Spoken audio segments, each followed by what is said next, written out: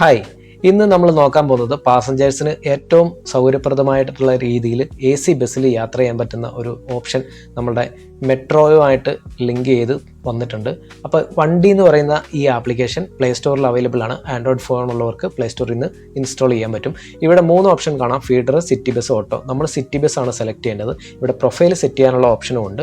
City ബസ്സസിൽ വന്നു കഴിഞ്ഞാൽ ബസ്സസിനകത്ത് നമുക്ക് ലിസ്റ്റ് ചെയ്യും. സിറ്റി സർവീസ് നടത്തുന്ന എല്ലാ ബസ്സുകളും ഇതിൽ ലിസ്റ്റ് ചെയ്യും. അതിൽ നിന്ന് വേണം നമ്മൾ മെട്രോ ഫീഡർ സെലക്ട് ചെയ്യാൻ. ഏത് ബസ്സിലാണോ നമ്മൾ യാത്ര ചെയ്യാൻ ഉദ്ദേശിക്കുന്നത് ആ ബസ്സിൻ്റെ നമ്പർ ഇവിടെ കൊടുത്തിട്ടുണ്ടാവും. അപ്പോൾ അതിൽ നമ്മൾ വന്നിട്ട് QR ബുക്കിങ്ങിൽ എടുക്കുക. ബുക്കിങ്ങിൽ എടുത്തിട്ട് റൂട്ട് സെലക്ട് ചെയ്യുക. അപ്പോൾ ഞാൻ എടുത്തേക്കുന്നത് തൃപ്പൂണിത്തുറ ടു ഇൻഫോ പാർക്കാണ്.